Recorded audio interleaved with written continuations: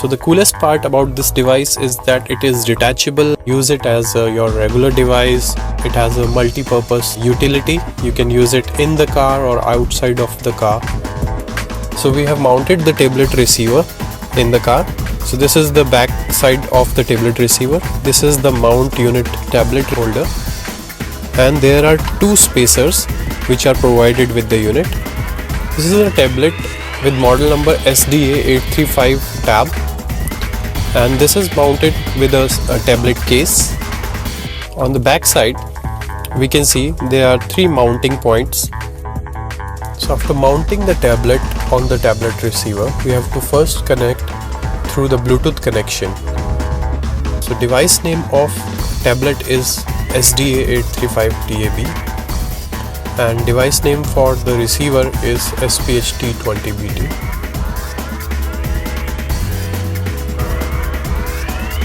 And with this light, now it's stabilized, so that means the connection is established. And with this Bluetooth connection, there is audio signal transmitted, and also there is control of receiver. I can also connect my phone through Bluetooth connection with the receiver. The receiver model number is SPH-T20BT.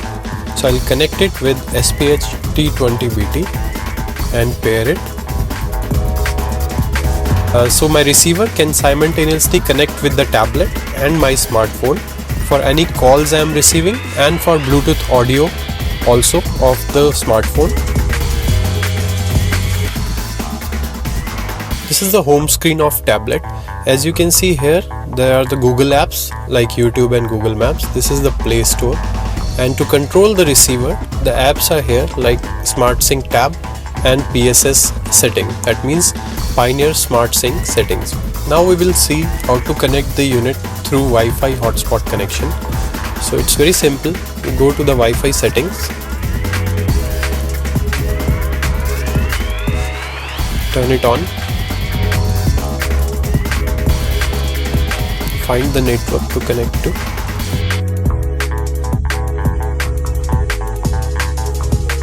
Now the unit is connected through the Wi-Fi connection. I am ready to use the apps and internet on this unit.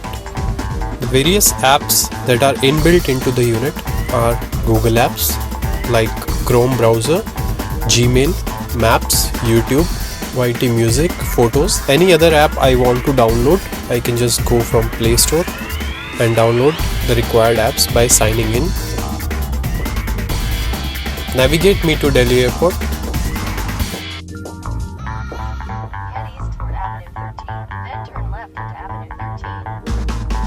The navigation is here, and simultaneously so multiple apps can be used along with the navigation. How to connect the radio stations and configure them. This is the radio icon. I press on it and it opens the radio screen with different FM stations. I can press PSM for automatically selecting the best available frequency, or I can do it manually by just pressing here. It will seek the next available station at my area.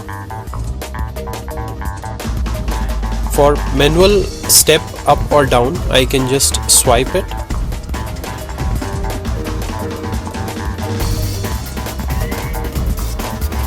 And to store the stations, I can just press this and it will be added to the list of my favorite stations. Now we have connected a USB with the device. For accessing USB videos, I can go to this video player and I can check all the videos that are stored in my USB and I can play.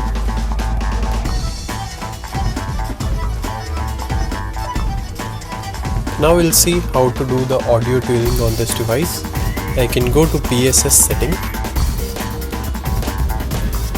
I can go to audio. I can see all the settings are available in this section. I can tune the equalizer. Some of the presets that are available here, and I can customize it as per my requirement. I'll go to detail and then I can tune it with a swipe of a finger. Then I can also manage each frequency in detail.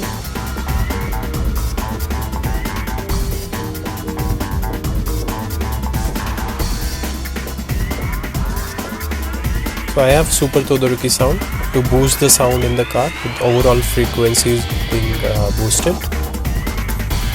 I have Easy Sound Fit, so I can select the type of car based on which my time alignment of sound will happen automatically.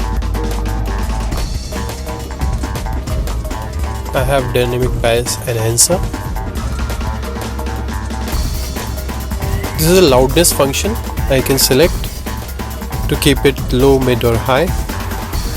After that I have the basic settings like source level adjuster and fader balance.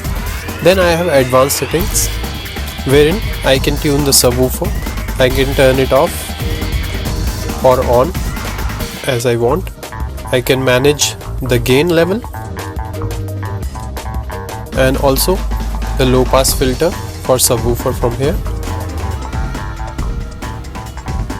This is settings for other speakers. This is the front left. I can separately manage the gain for front left, right and rear left and rear right. Also the filters for each speaker can be selected. This is the time alignment. This is the listening position selection. I can select for which seat the sound will be focused on.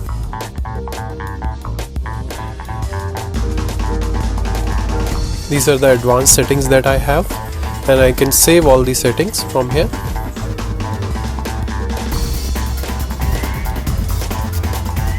This is the system settings. In this menu I can check the very first setting over here, like initial settings.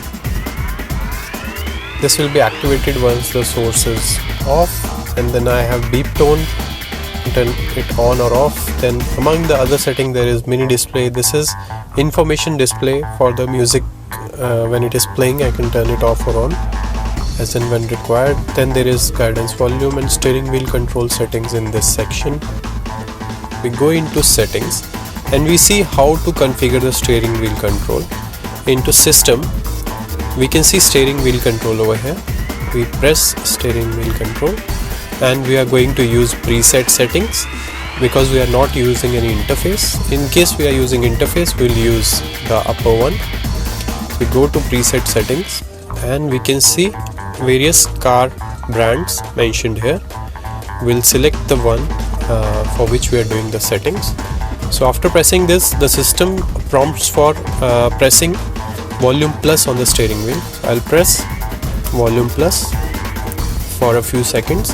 Then the system asks me to press volume minus.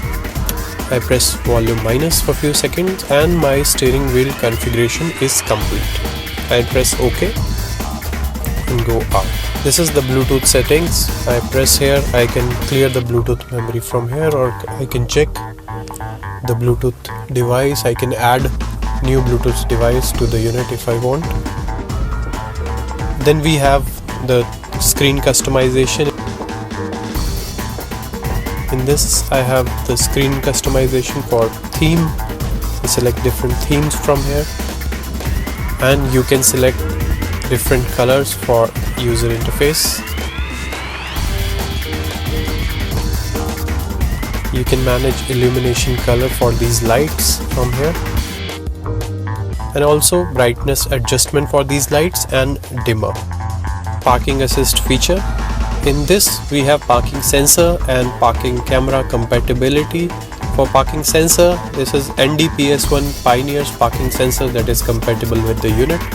For camera, it can be any aftermarket regular camera that can be used with this unit, and we have some camera settings over here.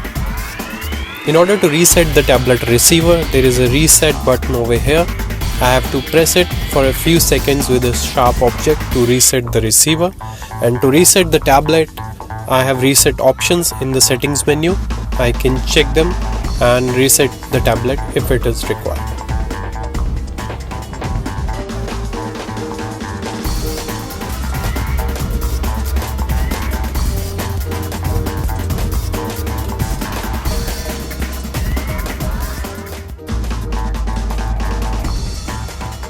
So when I've arrived to my destination, I'm leaving the car, I just turn off the car and the unit itself goes into power save mode.